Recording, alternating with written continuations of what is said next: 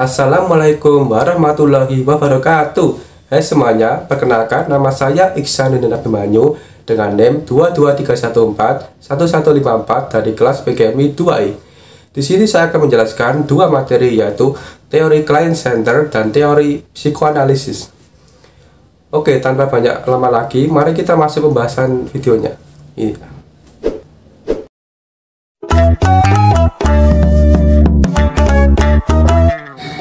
Oke, masuk materi pertama ialah teori client center. Apa sih teori client center itu? Teori client center sering pula dikenal sebagai teori non-direktif atau berpusat pada pribadi. Nah, teori ini dikembangkan oleh Carl Ransom Roger. Menurut beliau, client center ini merupakan teknik konseling di mana yang berperan ialah klien itu sendiri. Pendekatan konseling client center menekankan pada kecakapan klien untuk menentukan isu yang penting bagi dirinya dan pemecahan masalah dirinya. Nah, hal ini memberikan pengertian bahwa peran konselor hanya sebatas mengarahkan, mempengaruhi, dan memberikan dorongan agar klien memikirkan dan mencari solusi sendiri. Nah, selanjutnya ialah karakteristik client center. Di antaranya, keterbukaan pada pengalaman, kepercayaan pada diri sendiri, dapat melakukan evaluasi internal, dan kesediaan menjadi satu proses. Nah, untuk teknik client center, di antaranya 1. Konselor bersikap netral, yang artinya konselor menerima semua masalah yang sedang dihadapi klien. Kedua, perkataan dan perbuatan konselor konsisten, tidak berubah-ubah. Ketiga, konselor harus mampu memahami dunia batin klien secara akurat. Dan yang terakhir ialah konselor tidak memberikan penilaian terhadap klien. Konselor harus subjektif. Nah, kita ambil contoh kasus di lingkungan saya. Ialah ketika seorang anak sudah tumbuh dewasa dan dia harus ikut Karang Taruna Pemuda dan dia masih malu atau kadang nggak berani muncul. Kalau kita coba implementasikan dalam teori ini, kita bisa memberikan arahan agar ia mau ikut Karang Taruna Pemuda dan sedikit memberikan penjelasan bahwasanya Karang Taruna wajib bagi anak yang sudah menginjak remaja. Kita bisa tuh kayak memberikan dorongan atau mengajak dia untuk kumpul acara kumpulan pemuda-pemudi, dan lama-kelamaan akan tumbuh rasa percaya diri pada dia setelah dia berhasil membaur dengan para remaja Karang Taruna.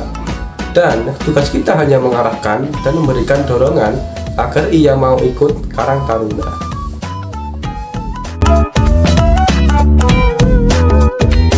Selanjutnya masuk materi yang kedua, yaitu psikoanalisis. Psikoanalisis adalah teori yang dikembangkan oleh seorang neurologi dari Wina, yaitu Sigmund Freud, pada awal tahun 1890-an.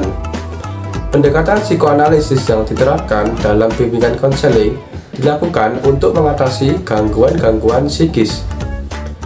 Meskipun dalam kerangka dasar bimbingan konseling dilakukan tidak selalu berkaitan dengan kesehatan mental, tetapi paradigma berpikir yang dibangun Freud identik dengan masalah kesehatan mental. Freud mula-mula membangun model topografi pikiran, menyarankannya berfungsi pada 3 tingkat kesadaran yang berbeda.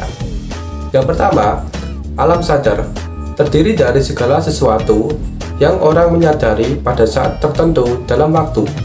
Yang kedua, alam prasadar, terdiri dari kenangan yang dapat dengan mudah dibawa kembali ke kesadaran.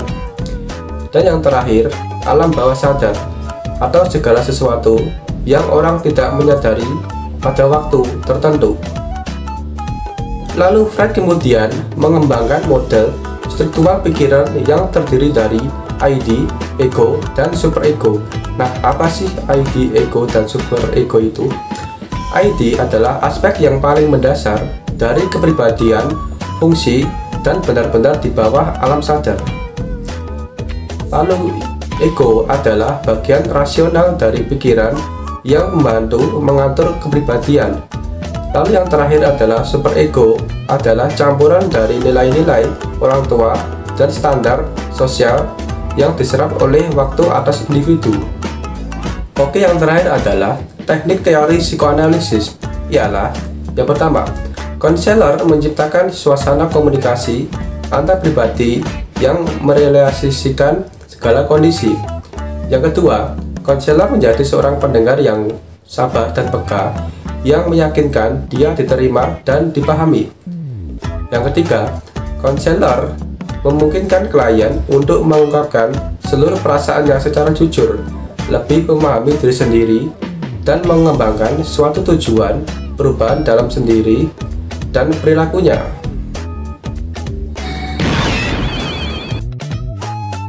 Oke, demikian tadi penjelasan singkat dari saya tentang teori client center dan teori psikoanalisis dalam bimbingan konseling.